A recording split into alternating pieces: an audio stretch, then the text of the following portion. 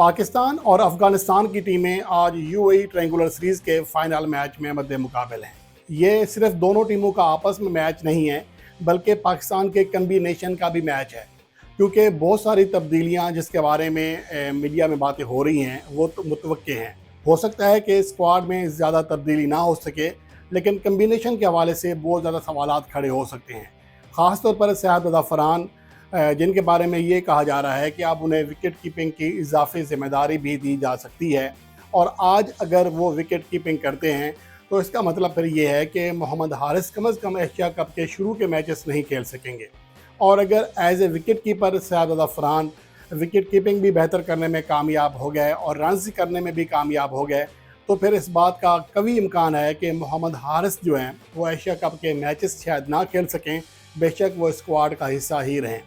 अब तक जो इतलात हैं वो ये थी कि मोहम्मद हारिस के हवाले से कोच माइक हैसन को शदीद तहफ़्फ़ुज़ात हैं, लेकिन टीम मैनेजमेंट के बाकी अरकान, ख़ास तौर पर कैप्टन सलमान अली आगा, मोहम्मद हारिस को भरपूर सपोर्ट इसलिए कर रहे हैं कि इनकी जगह आने वाला विकेट कीपर उनके लिए, उनकी कैप्टनसी के लिए मुश्किलात खड़ी कर सकता है।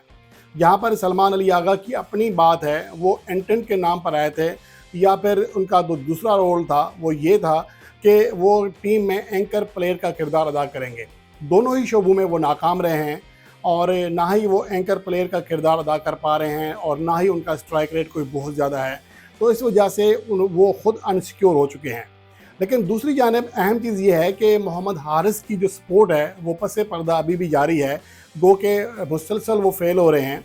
इसके हवाले से अब ये इतलात भी हैं कि कुछ लोग ये कह रहे हैं कि उनका चूँकि बैटिंग आर्डर चेंज किया गया है तो इसकी वजह से वो परफॉर्म नहीं कर पा रहे हैं।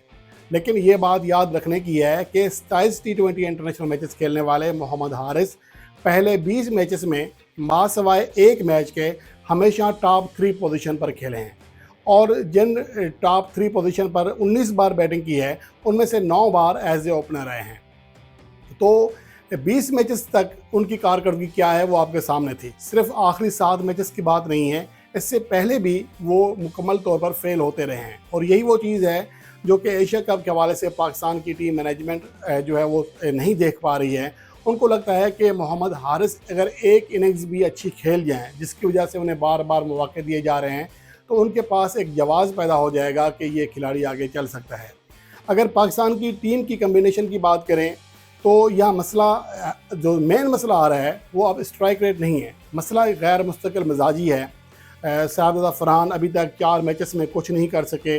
आगाज़ अच्छा लेते हैं लेकिन इनिंग्स को आगे नहीं बढ़ा पाते। सैम अयूब की कारकर्दगी किसी हद तक बेहतर रही है, लेकिन गैर मुस्तकिल मिजाज हैं। हसन नवाज़ परफॉर्म करते आ रहे हैं, आखिरी 2 मैचेस में वो भी फेल हुए हैं।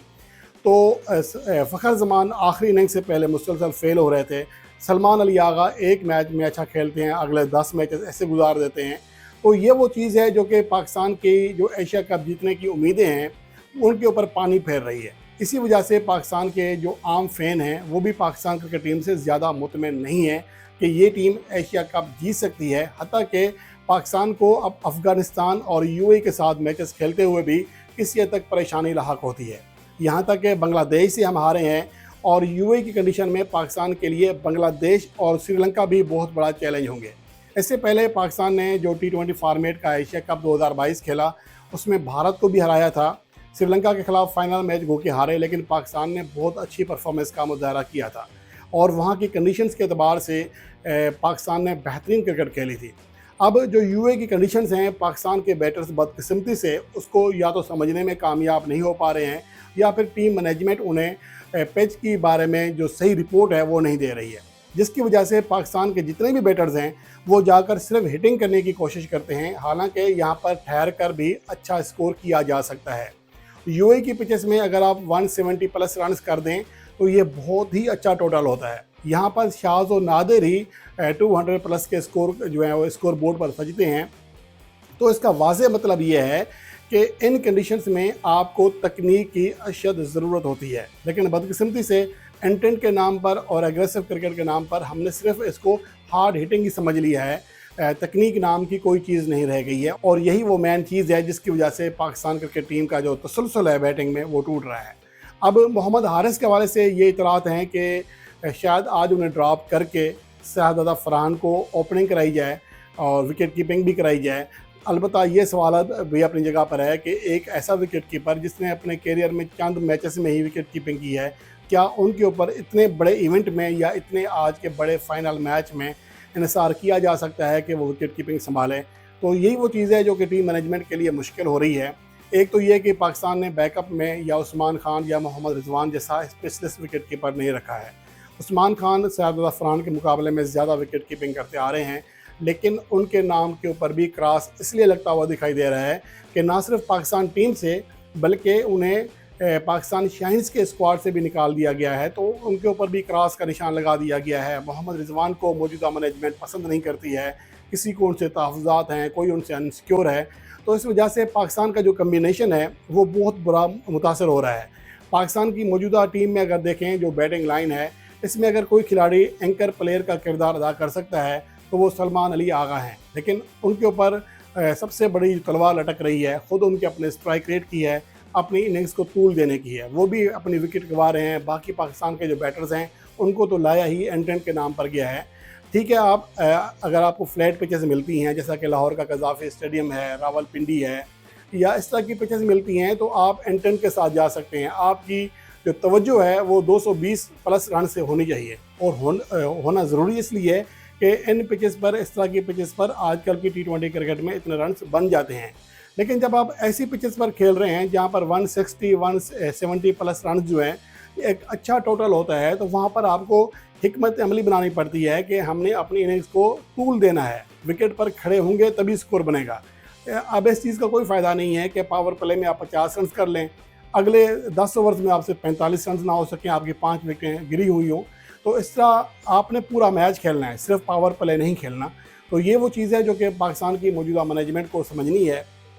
और जो पाकिस्तान का जो कम्बिनेशन है आज के मैच के बाद डिसाइड होने जा रहा है।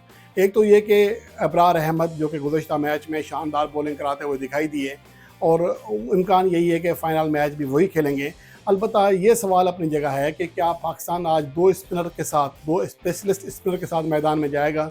इसके हवाले से मैंने एक कम्बिनेशन जो है एक प्लेइंग 11 कल बताई थी आपको, जिसमें मुझे लगता है कि खुशदिल शाह को पाकिस्तान की टीम में होना चाहिए अगर मोहम्मद हारिस को बाहर बिठाकर सैयद अफरान से विकेट कीपिंग कराते हैं। तो इस सूरत में पाकिस्तान के पास एक अच्छा स्पिनर भी ऐड हो जाएगा, एक बैटर भी ऐड हो जाएगा, और यहाँ पर फिर फ़हीम अशरफ का जो किरदार है उसके ऊपर थोड़ा सा सवाल निशान इसलिए है कि एक तो उनसे बॉलिंग पूरी नहीं कराई जाती है, और बैटिंग में भी उनकी कारकर्दगी बेहतर ही है। यूँ कह सकते हैं कि जो उन्हें चंद गेंदें मिलती हैं उस पर वो अच्छा स्कोर करने की सलाहियत रखते हैं, और उससे बढ़कर ये है कि इसी टूर्नामेंट में अपने कैरियर की बेहतरीन बॉलिंग परफॉर्मेंस दी है।